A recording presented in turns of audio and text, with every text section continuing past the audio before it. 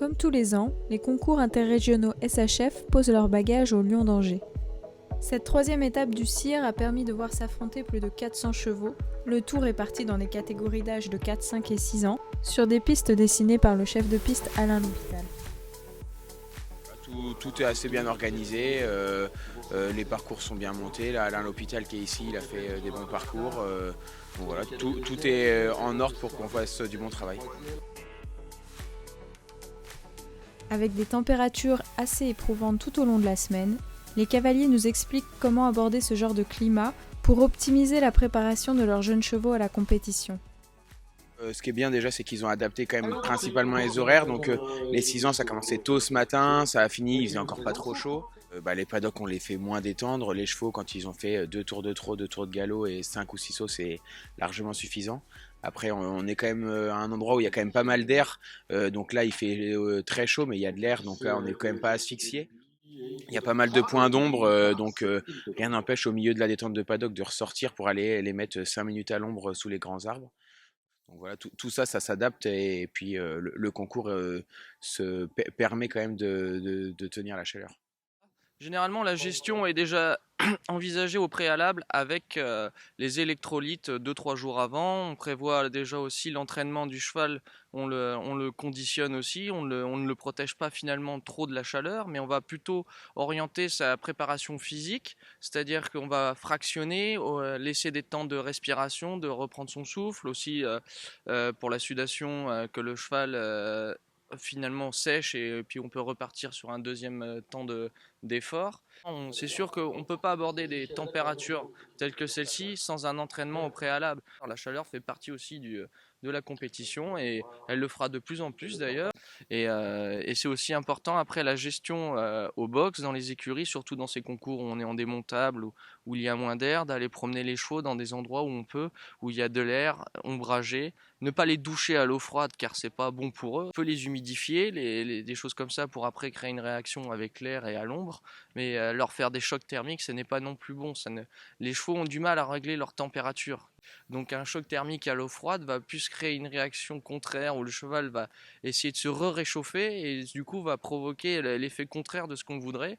On dit toujours aussi qu'il ne faut pas boire de l'eau trop fraîche pour nous, c'est pareil pour les chevaux, ça leur fait mal à l'estomac. Il faut arriver à tout gérer pour que le cheval ait le moins de perturbations possibles et que le cheval ait le temps de s'adapter à tout, quoi. Un bon conditionnement permet une bonne performance et il permet aussi que le cheval ne souffre pas.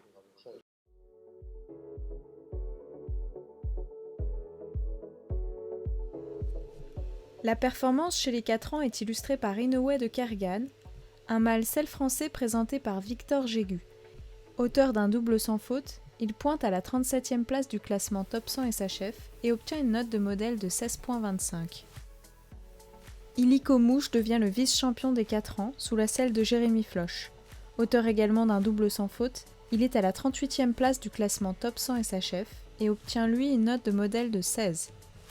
Finalement, c'est Titac des Églantines qui complète le podium, sous la selle de Joachim Jacques, double sans faute également, une 55e place au classement Top 100 SHF et une note de modèle de 16,05.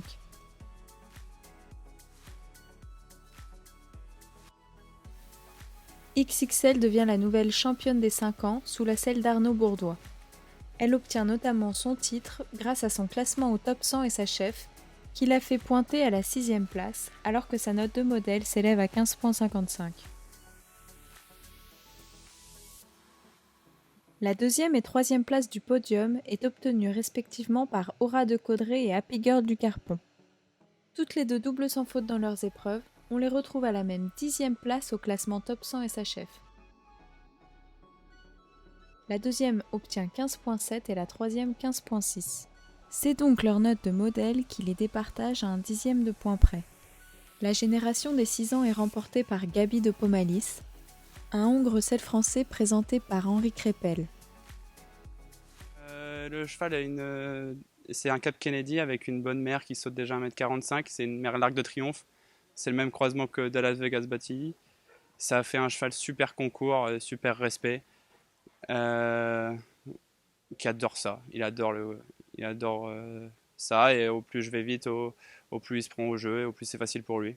Là, je pense qu'il va pas forcément ressortir au concours, mais il va aller à la finale.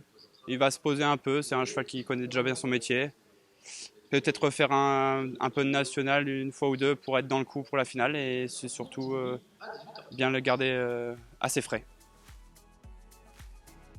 À la deuxième position, on retrouve le mâle Galax du Rouet, monté par Pierre-Marie Friand.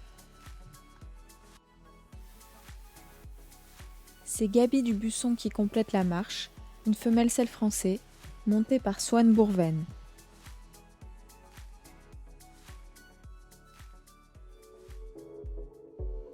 Le CIR du Lion d'Angers se termine ici.